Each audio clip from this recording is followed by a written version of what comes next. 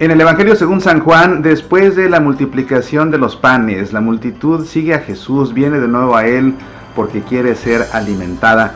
Y Jesús les da una de las enseñanzas más importantes que están contenidas en todo el Evangelio según San Juan. El capítulo 6 probablemente sea el capítulo más importante de todo el Evangelio según San Juan. Y en el domingo 18 del tiempo ordinario, en este ciclo litúrgico B, continuamos su lectura. Quédate con nosotros porque aquí en Pasión por el Evangelio vamos a hacer un análisis bíblico del texto que leemos en la Santa Misa y también de la primera lectura, donde hablaremos acerca del maná. ¿Qué era realmente ese maná que caía del cielo? ¿Fue milagroso? ¿No fue milagroso? ¿Existió de verdad o no existió? Enterémonos de todo esto a través del análisis bíblico de las lecturas de la Santa Misa. Comenzamos.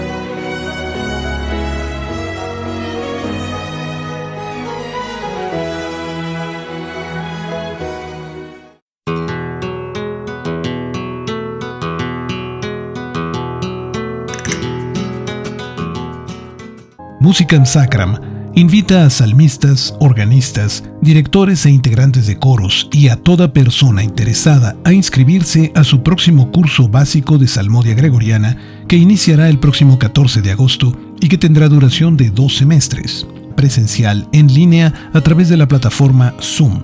Los participantes se conectan desde el sitio de su preferencia todos los miércoles de 7 a 9 de la noche para cada sesión de estudio.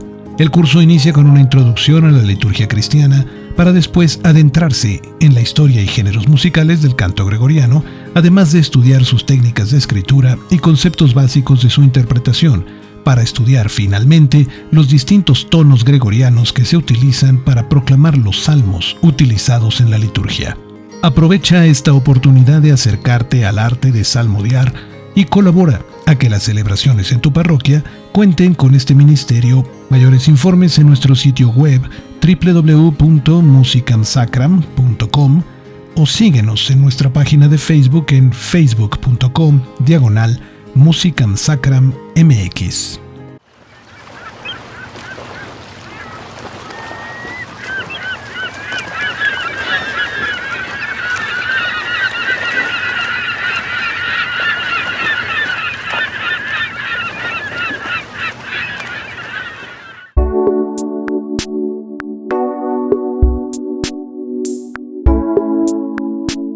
Bienvenido a Pasión por el Evangelio. Celebramos el domingo 18 en el tiempo ordinario, en este ciclo litúrgico B, en el que leemos principalmente el Evangelio según San Marcos, pero el Evangelio de Marcos a veces resulta tan corto que es necesario complementar el ciclo litúrgico con textos del Evangelio según San Juan, y este es el caso en estos domingos. Siguiendo el recuento que hace Marcos del Evangelio, nos habíamos quedado en que Jesús iba a multiplicar los panes. Y a partir de ahí, en vez de leer la multiplicación de los panes según San Marcos, leímos la multiplicación de los panes según San Juan, y a partir de ahí, a lo largo de los siguientes domingos, continuaremos leyendo este capítulo 6 del Evangelio según San Juan, porque es en este capítulo donde Juan desarrolla la teología de la Eucaristía en su Evangelio. Si tú lees la Última Cena según San Juan, no encontrarás la institución de la Eucaristía como sucede con los sinópticos y como sucede también con la primera carta a los Corintios, sino que encuentras unos discursos de despedida, encuentras el lavatorio de los pies, y es más bien en el capítulo 6 donde Juan desarrolla toda la teología de la Eucaristía. De ahí que en la misa, aprovechando la multiplicación de los panes, pues ya de ahí nosotros tomamos el texto de Juan para ir aprendiendo domingo a domingo este importante mensaje que Jesús tiene que comunicarnos y que lo hace a través de un discurso. Y es lo que vamos a comenzar a leer en este domingo 18. Así que te propongo que hagamos la lectura del texto del Evangelio para después hacer un análisis bíblico y terminar, como siempre hacemos, con un momento de oración. Primero que nada, pongámonos en presencia del Padre, y del Hijo, y del Espíritu Santo. Amén. Esto es lo que dice el Evangelio en esta ocasión. Cuando la multitud se dio cuenta de que Jesús y sus discípulos no estaban en el lugar donde el Señor había multiplicado los panes, subieron a las barcas y fueron a Cafarnaúm en busca de Jesús. Al encontrarlo en la otra orilla le preguntaron: Maestro, ¿cuándo llegaste? Jesús respondió: en verdad les digo que ustedes me buscan no porque vieron signos, sino porque han comido pan hasta saciarse. Trabajen no por el alimento perecedero, sino por el que permanece hasta la vida eterna, el que les dará el Hijo del Hombre, porque es Él a quien Dios, el Padre, marcó con su sello. Ellos le preguntaron: ¿qué debemos hacer para realizar las obras de Dios? Jesús les respondió: la obra de Dios es que ustedes crean en aquel que Él ha enviado. Y volvieron a preguntarle: ¿qué signos haces para que veamos y creamos en ti? ¿Qué obra realizas? Nuestros padres comieron el maná en el desierto, como dice la Escritura. Les dio comer el pan bajado del cielo. Jesús respondió: les aseguro que no es Moisés el que les dio el pan. Mi Padre les da el verdadero pan del cielo, porque el pan de Dios es el que desciende del cielo y da vida al mundo. Ellos le dijeron: Señor, danos siempre de ese pan. Jesús les respondió: yo soy el pan de vida. El que viene a mí jamás tendrá hambre. El que cree en mí jamás tendrá sed. Pues esto es el evangelio que leemos en este domingo en la Santa Misa. Vamos a hacer el análisis. Es un texto muy interesante y es un texto complejo teológicamente y complejo también en su estructura. Es un discurso que de hecho nosotros iremos leyendo a lo largo de este domingo y de los siguientes, y por esa razón pues tenemos que ir abordándolo poco a poco. La realidad es que este discurso conviene más estudiarlo todo en conjunto, y a mí me hubiera encantado poder disponer de todo el tiempo para poder reflexionar juntos, o hacer más que reflexionar, hacer todo el análisis bíblico de todo el discurso completo, porque eso facilita su comprensión desde un punto de vista analítico. Pero bueno, vamos a ir haciéndolo parte a parte, así como nos lo va proponiendo el leccionario, o mejor dicho, el evangeliario, en cada domingo de la Santa Misa. La perícopa que nos ocupa, por supuesto, en algunas Biblias lo encontrarás como el discurso en la sinagoga, en otros lo encontrarás como el discurso de pan de vida. Y es que realmente el discurso de pan de vida comienza con el último versículo que leemos hoy. Estrictamente hablando, ahí arrancaría, porque es cuando Jesús comienza realmente a hablar del pan de vida, aunque todo lo que leemos hoy es parte de un gran discurso que Jesús pronuncia.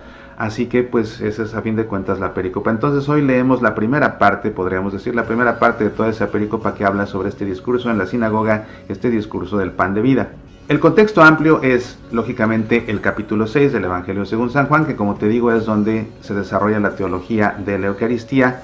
Y el contexto inmediato es, pues por supuesto, el resto de este discurso del pan de vida. La perícopa que aparece antes es la perícopa en la que los apóstoles van navegando y de noche hay una tempestad y Jesús se aparece caminando sobre las aguas, y eso sucede a el milagro de la multiplicación de los panes. Siendo estrictos en la continuidad del tema eucarístico, realmente su contexto inmediato debería ser la multiplicación de los panes, porque a partir de la multiplicación de los panes es que estas personas regresan buscando a Jesús, y de ahí se desprende todo este discurso que comenzamos a leer en este domingo. Y nos encontramos ahí a la mitad de ese otro pasaje en el que Jesús camina sobre las aguas, que si nosotros retiramos, pues nos queda una continuidad en esa historia. Así que pues ahí tienes para comprender de dónde proviene todo esto.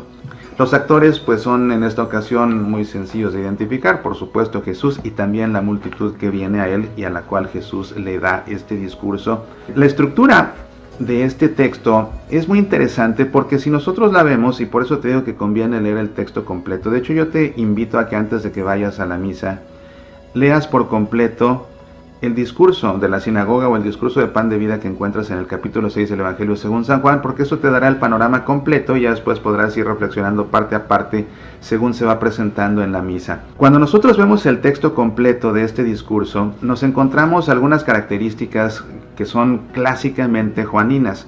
No se trata de un discurso en el que Jesús solamente habla él como si fuera un monólogo dirigido a una multitud, como sucede por ejemplo en los discursos de despedida en la última cena, sino que en esta ocasión se trata de un discurso que va desarrollándose a través de una serie de interlocuciones. Las interlocuciones son frases que le dicen los interlocutores de Jesús a Jesús y a las cuales Jesús va dando respuesta. Y a Juan le gusta mucho armar los discursos de Jesús a base de interlocuciones. Piensa, por ejemplo, en el discurso que le da Jesús a Nicodemo aquella noche. Busca en Pasión por el Evangelio, ya sea en nuestro canal en YouTube o en nuestro sitio semillasparalavida.org, el programa en el que analizamos ese encuentro que tiene con Nicodemo, porque también es un discurso que se va desarrollando a través de las interlocuciones que sostienen Nicodemo y Jesús. Pues así, en este discurso del pan de vida nos encontramos 6 interlocuciones, de las cuales 4 están contenidas en esta primera parte del discurso que leemos este domingo en la Santa Misa. Pero si vemos el texto realmente completo, nos encontramos una estructura muy interesante, porque se trata de una estructura homilética. Jesús lo que está realmente predicando con este discurso es una homilía al estilo judío, porque lo que hace Jesús, y para eso tienes que leer completo este discurso, lo que hace Jesús es que, primero que nada, toma una parte de la Torá y la interpreta. Es decir, realiza un midrash. Un midrash es una interpretación de los textos antiguos para darle sentido en el presente. Y es lo que hace Jesús. Primero, toma una parte de la Torá. La Torá era la ley, la Torá era lo que nosotros conocemos como Pentateuco, esos 5 primeros libros de la Biblia, el Génesis, el Éxodo, el Levítico, los Números y el Deuteronomio. Bueno, pues primero, en las homilías judías se hace una referencia a la Torá y se hace un midrash. Después se hace una referencia a los profetas y se hace un midrash. Y Jesús en este discurso es lo segundo que hace. Él se referirá a los profetas y hará una interpretación. Y finalmente se hace una interpretación en conjunto y se le da una actualidad teológica. Es lo que termina también haciendo Jesús en este discurso. Entonces, cuando vemos su estructura, nos damos cuenta que se trata de una homilía al estilo judío que Jesús está predicando. Eso es algo muy importante, que vamos a entender su importancia una vez que vayamos haciendo el análisis de los versículos de este texto. Así que vamos a comenzar. El texto comienza diciendo, a manera de preámbulo, como para ubicarnos en el contexto del lugar: cuando la multitud se dio cuenta de que Jesús y sus discípulos no estaban en el lugar donde el Señor había multiplicado los panes, subieron a las barcas y fueron a Cafarnaúm en busca de Jesús.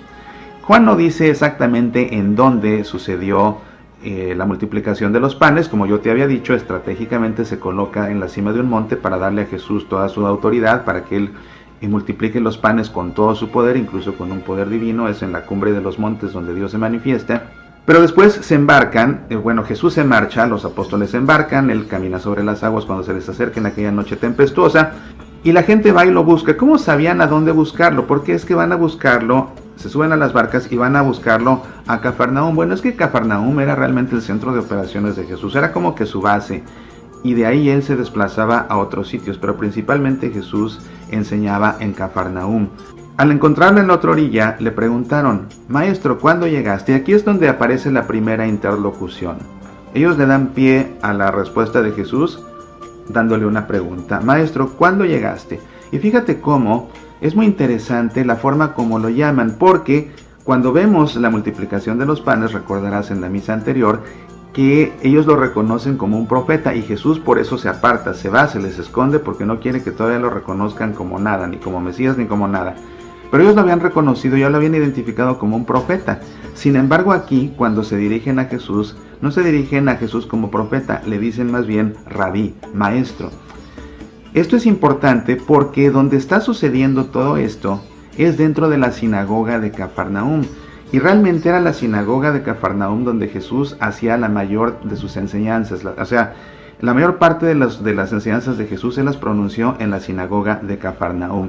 Y el hecho de que este discurso tenga lugar nada menos que en la sinagoga es relevante porque, en primer lugar, vemos que por eso le dicen rabí. Él está hablando en la sinagoga como un rabí, como un maestro, que conoce las escrituras, que conoce la teología y que sabe enseñar, y que aparte enseña con autoridad. Entonces todo este discurso que Jesús está pronunciando, pues sí, es un discurso teológico, es un discurso escriturístico, es un discurso hermenéutico o midrásico, porque Jesús hace esa interpretación y le da actualidad, y también es fuertemente catequético, pero sobre todo es una homilía de gran enseñanza, porque quien le está pronunciando es nada menos que Jesús, el rabí, y lo está haciendo dentro de la sinagoga. lo cual hace que también este texto tenga un carácter sagrado muy importante. Esta palabra de Dios que se nos comunica, se comunica nada menos que en la sinagoga. Y así como estratégicamente se colocó el gran milagro, el gran signo, diría Juan, de la multiplicación de los panes en la cumbre de un monte, ahora este discurso tan importantemente teológico y didáctico se ubica nada menos que dentro de una sinagoga. Vemos entonces que Jesús les responde, en verdad les digo. ¿Sabes que este texto, este discurso es tan importante que 4 veces aparece esta frase en el Evangelio? En verdad les digo. 4 veces aparece esta frase y cada vez que Jesús dice, está poniendo un énfasis mayúsculo en lo que está a punto de decir. Y aquí es la primera vez. Entonces, esto que Jesús va a decir aquí es de capital importancia. Jesús dice, en verdad les digo que ustedes me buscan no porque vieron signos. Acuérdate que para Juan los milagros son signos. ¿Qué signos vieron? La multiplicación de los panes. Dice, ustedes me buscan no porque vieron signos, sino porque han comido pan hasta saciarse. Trabajen no por el alimento perecedero, sino por el que permanece hasta la vida eterna. Esto resulta muy importante porque el auditorio de Jesús, que viene a buscarlo, ellos están entendiendo estas palabras de Jesús, no en los términos físicos del pan que alimenta y te quita el hambre, sino que ellos están realmente entendiendo las palabras de Jesús como se entendía el pan en aquellos tiempos desde un punto de vista bíblico. El pan se entendía como la palabra de Dios que nutre. La palabra de Dios expresa la voluntad de Dios y por ende esa voluntad de Dios es expresada en una ley que baja del cielo. Y por esa razón era común entender a la ley como el pan o referirse a la ley empleando la metáfora del pan. Un pan que viene del cielo, que a fin de cuentas es metáfora de la ley de Dios, de la voluntad de Dios. Este auditorio que tiene Jesús no es un auditorio ignorante, tampoco es un auditorio incrédulo. Y cuando se hace una lectura ingenua de este texto, uno pudiera pensar que realmente Jesús le estaba hablando a una bola de incrédulos, porque ¿qué pasa al final? Y eso lo veremos en 2 domingos, creo que sí en 2 domingos, cuando terminemos de ver todo este pasaje, si no es que en 3. Veremos cómo la gente se escandaliza con lo que Jesús les dice cuando Él dice que Él es el pan de vida y que el que coma su carne y beba su sangre tendrá vida eterna. Se escandalizan y se van. Entonces uno pudiera ingenuamente pensar que estos pues eran unos incrédulos que no entendieron y que no creyeron nada de lo que Jesús les dijo. Pero no, al contrario. Era un grupo de personas que sí entendían, pero que se llevaban una gran sorpresa, porque lo que Jesús les reveló no era precisamente lo que ellos estaban esperando, pero sí tenían ellos esta comprensión teológica, y con eso estaban ellos buscando, precisamente cuando Jesús les dice que busquen no el alimento perecedero, ese sería simplemente el pan material, sino el que permanece hasta la vida eterna. Cuando Jesús dice esto, ellos entonces captan, entonces este rabí no está hablando del pan que quita el hambre, este rabí está hablando de ese pan que es metáfora, que es símbolo de la ley de Dios. Jesús continúa y les dice, el que permanece hasta la vida eterna, el que les dará el Hijo del Hombre, porque es Él a quien Dios el Padre marcó con su sello. Jesús aquí se refiere a sí mismo como el Hijo del Hombre, empleando este nombre que está sacado del Apocalipsis del profeta Daniel. Y dice, porque es Él a quien Dios el Padre marcó con su sello. Viene entonces la segunda interlocución. Ellos le preguntaron, ¿qué debemos hacer para realizar las obras de Dios? Fíjate cómo al principio estaban hablando del pan. Ellos fueron a buscar a Jesús por eso, porque habían comido pan hasta saciarse, el pan que Jesús multiplicó. Jesús empieza a predicarles y les dice que no busquen ese pan que simplemente quite el hambre, ese pan perecedero, sino más bien ese pan que permanece hasta la vida eterna. Con eso ellos empiezan a entender, entonces se refiere más bien a algo teológico. Ellos lo entienden entonces como esa ley de Dios, ese pan lo entienden como la ley de Dios, y por eso viene esta pregunta, ¿qué debemos hacer para realizar las obras de Dios? ¿Qué tenemos que hacer para cumplir con la voluntad de Dios? ¿Qué tenemos que hacer para cumplir con la ley de Dios? Ve cómo no se trata para nada, te digo, de un auditorio ignorante. Ellos empiezan a entender que esto es una discusión teológica y en esa discusión teológica comienzan ellos a moverse con Jesús. Digo, no era una bola de ignorantes ni de incrédulos, sabían y entendían de lo que se estaba hablando, pero llegaría un punto en el que serían tomados por sorpresa y fue demasiado para ellos y por eso no lo entendieron, o mejor dicho, por eso no lo aceptaron, se rehusaron a aceptarlo. Pero eso lo veremos domingos después, como te digo. Entonces, en esta segunda interlocución le preguntan, ¿qué debemos hacer para realizar las obras de Dios? Jesús les respondió, la obra de Dios es que ustedes crean en aquel que Él ha enviado. Y cuando Jesús dice que ustedes crean, realmente lo que está diciendo Jesús es que ustedes confíen en aquel que Él ha enviado, porque tener fe significa tener confianza, que ustedes confíen en aquel que Él ha enviado. Y aquí Jesús se refiere a Él empleando otro nombre, el enviado de Dios. ¿Se dan cuenta entonces aquí la gente, entendiendo ese pan como la ley divina? Ellos están viendo que Jesús está diciendo que Él es el portador de esa voluntad de Dios, que Él es el portador de esa palabra de Dios. Y fíjate qué interesante y qué importante es esto, porque este es un texto, como te digo, muy complejo también desde un punto de vista teológico. Porque a simple vista uno piensa en el pan material y ya, pero no, entendiendo la teología de ellos y su forma de entender el pan como la ley de Dios, ¿de dónde proviene esa ley de Dios? De la voluntad de Dios. ¿Y de dónde proviene la voluntad de Dios? De la palabra de Dios. Entonces aquí cuando Jesús les dice, la obra de Dios es que ustedes crean en aquel que Él ha enviado, que crean en aquel que Él ha enviado, que confíen en aquel que Él ha enviado, que confíen en el enviado. ¿Quién lo envía? Dios. ¿De qué estaban hablando del pan? ¿Qué simboliza el pan? La voluntad de Dios, la ley de Dios. ¿Y de dónde proviene o cómo está expresada esa ley de Dios, esa voluntad de Dios? Está expresada con la palabra de Dios. ¿Quién es Jesús para Juan en su evangelio antes que otra cosa? Antes que otra cosa, Jesús es el Verbo encarnado. Jesús es la palabra de Dios. Jesús es el Logos. Entonces ellos, que están ya relacionando pan con palabra de Dios, que están relacionando pan con voluntad de Dios, que están relacionando pan con ley de Dios, están hablando, están entendiendo eso, y Jesús está hablando de lo mismo, pero como que están hablando en paralelo, cada uno con una comprensión muy cercana, pero que finalmente será mucho para ellos. Pero Jesús aquí está diciendo, cuando se refiere a Él como el enviado, y siguiendo esta teología del pan como palabra de Dios, pues este enviado no es otro sino el Logos, la palabra, el verbo. ¿Te das cuenta? Viene entonces la tercera interlocución, y volvieron a preguntarle, ¿qué signos haces para que veamos y creamos en ti? ¿Qué obras realizas? Nuestros padres comieron el maná en el desierto, como dice la Escritura, les dio de comer el pan bajado del cielo. Jesús respondió, les aseguro que no es Moisés el que les dio el pan del cielo. Mi Padre les da el verdadero pan del cielo, porque el pan de Dios es el que desciende del cielo y da vida al mundo. Y aquí es donde vemos que Jesús realiza el primer midrash, es decir, la primera interpretación. ¿De dónde? De la Torá, porque se está refiriendo precisamente a Moisés y ese pan que bajó del cielo.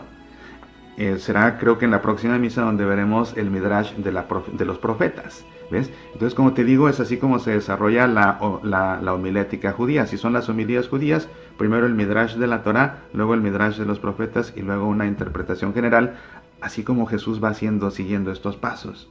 Y esa referencia a Moisés y el pan que viene del cielo es lo que encontramos en la primera lectura. Recuerda que el tema de la primera lectura en la Santa Misa siempre es el mismo tema del Evangelio, y el Salmo es siempre el mismo tema de la primera lectura, porque con el Salmo damos respuesta a Dios. Entonces así vemos que la primera lectura, y te la voy a resumir para quedarme con lo esencial, dice así: en el desierto los israelitas comenzaron a protestar contra Moisés y Aarón. Entonces el Señor dijo a Moisés: yo haré caer pan para ustedes desde lo alto del cielo, y el pueblo saldrá cada día a recoger su ración diaria. Así lo pondré a prueba, para ver si caminan o no de acuerdo con mi ley. A la hora del crepúsculo comerán carne, y por la mañana se hartarán de pan.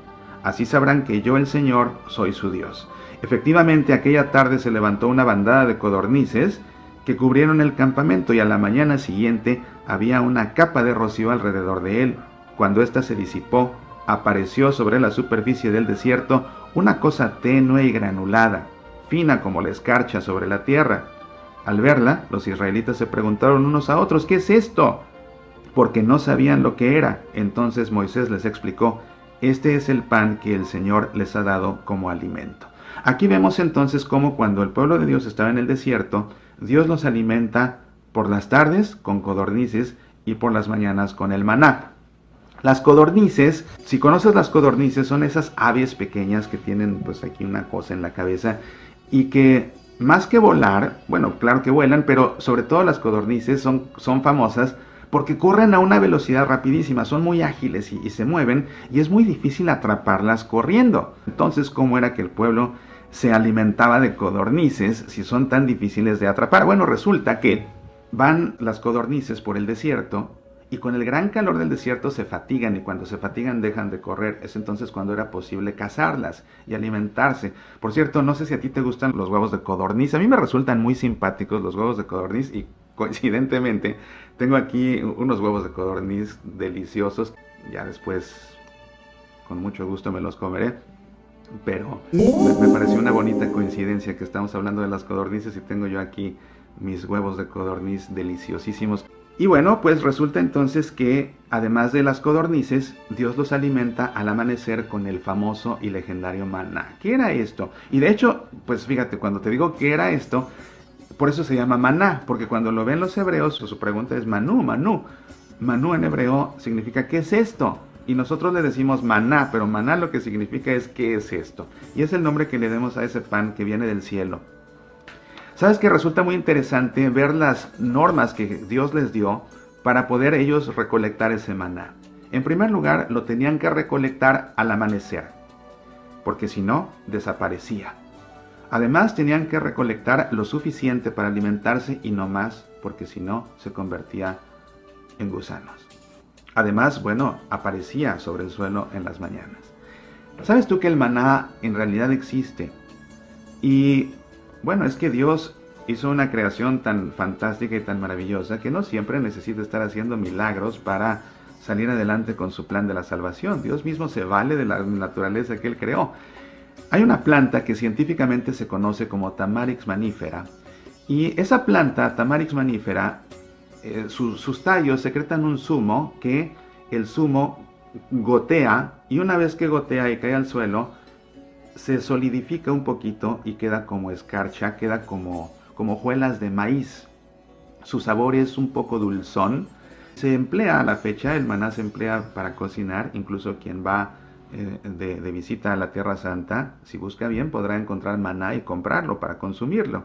El maná en efecto existe, entonces estas gotitas pues alimentan muy bien y lo que sucede es que caen las gotitas al amanecer, se solidifican, o bueno, van cayendo a lo largo del día como sea, se solidifican y tenían ellos que recolectarlas muy pronto al amanecer porque de lo contrario las hormigas que con el frío de la noche en el desierto se aletargan, es decir, quedan como muertas, una vez que comienza a subir el calor, se despiertan y buscan qué comer y que encuentran el maná y se lo llevan. Por eso es que lo tenían que recolectar pronto si no desaparecía, porque se lo llevaban las hormigas y necesitaban ellos por disposición de Dios, únicamente recolectar lo que iban a consumir, porque si no se convertía en gusanos, pues claro, porque venían los insectos a alimentarse de las obras del maná. Pues ahí tienes lo que es el maná, pero siempre pues es una bendición, porque con esto Dios alimentó a el pueblo de Israel y a fin de cuentas ese maná viene a ser una figura del verdadero pan del cielo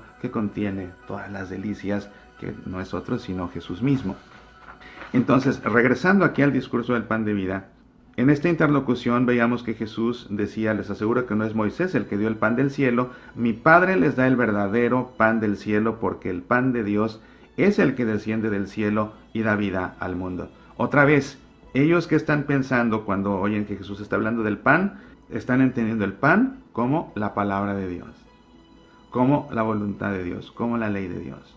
Y Jesús, ¿de qué está hablando? Está hablando también, al referirse de este pan, está hablando de la palabra de Dios, pero de la palabra de Dios definitiva, de la palabra de Dios por excelencia, que es el Logos, que es el mismo. Y te digo, ellos piensan en paralelo, una idea muy similar, pero a fin de cuentas a la vez muy distante. Ellos dijeron, Señor, danos siempre de ese pan. Esta es la cuarta interlocución. Danos, Señor, danos siempre de este pan. Ellos todavía con esta visión incluso de carácter sapiencial, entendiendo ellos la sabiduría, ellos, bueno, si es el pan para la vida eterna, entonces se trata no solo de la ley de Dios, se trata de la sabiduría, porque también en los textos sapienciales de la Escritura, la sabiduría es algo que no se invita al lector de la Escritura a simplemente aprender o adquirir, es algo que se invita al lector a consumir, a comer. Sin embargo, el que come esa sabiduría se queda con hambre de más. Vemos, por ejemplo, en el Eclesiástico, uno de los libros sapienciales, los que coman seguirán teniendo hambre y los que beban seguirán teniendo sed. ¿Sed de qué? Sed de más. ¿Hambre de qué? Hambre de más sabiduría. Entonces dice, Señor, danos siempre de ese pan. Y Jesús responde, yo soy el pan de vida. El que viene a mí jamás tendrá hambre, el que cree en mí jamás tendrá sed. Yo soy el pan de vida, es decir, ¿de qué era símbolo el pan? De la palabra. Jesús dice, yo soy ese pan de vida, porque Jesús es el Logos. Y dice, el que viene a mí jamás tendrá hambre, el que cree en mí, es decir, el que confía en mí, jamás tendrá sed.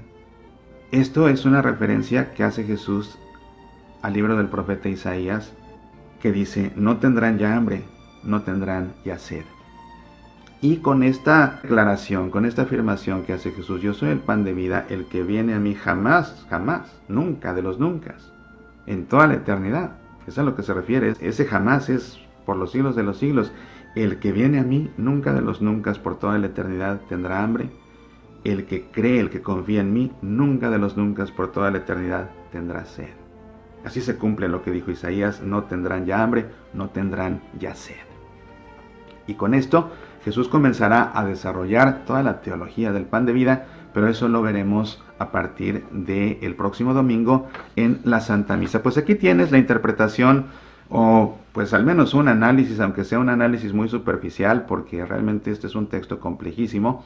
Yo tengo una conferencia muy extensa que se llama Comprendiendo el pan de vida, y precisamente es todo el análisis bíblico teológico del capítulo 6 del Evangelio según San Juan. Si te interesaría a ti que yo comparta esta conferencia en tu parroquia, pues escríbeme y veamos cómo lo hacemos, ¿verdad? Porque es un tema verdaderamente importante, por no decir por supuesto que es un tema verdaderamente fascinante. Pues queridos amigos, después de todo esto que hemos reflexionado, aprendido en este día, yo los invito a que ahora nos dirijamos nosotros a Dios, y para ello, todo lo que hemos escuchado, guardémoslo en nuestro corazón, y sobre ese mismo corazón pongamos nuestra mano por un momento, cerremos nuestros ojos, y te pido que en tu interior hagas eco a estas palabras. Tú eres el pan que nos salva. Si te necesitamos, apareces cuando menos lo esperamos. Si te llamamos, vienes a nuestro encuentro. Si tenemos hambre, abres la mano y nos sacias. Tú eres el pan que nos salva.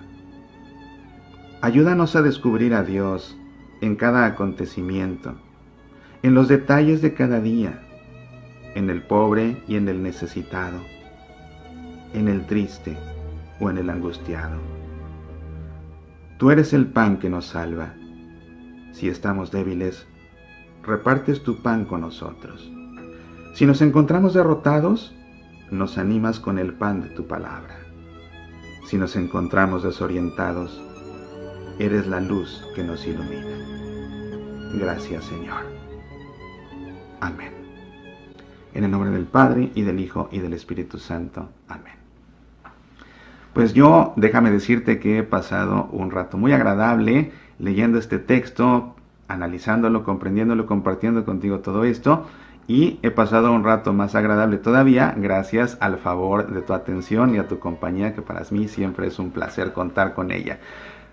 Tenemos una cita todos los días a través del programa de radio Semillas para la Vida, que puedes escuchar en tu estación de radio católica o en nuestro sitio semillasparalavida.org, y nos vemos aquí el próximo fin de semana para continuar con el análisis bíblico de este discurso tan importante que pronuncia Jesús en la sinagoga de Cafarnaúm, el discurso sobre el pan de vida.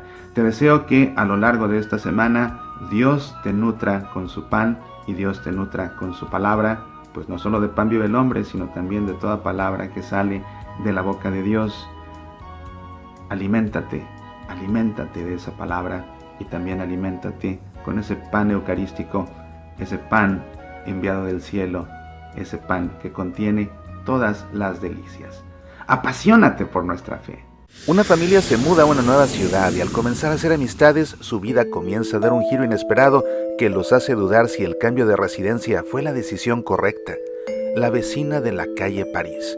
Una novela cuya lectura no se puede detener hasta llegar a la última página. ¿Qué hacer cuando las personas en quienes confías te van traicionando una por una? ¿Cómo proceder con justicia cuando los demás son injustos contigo?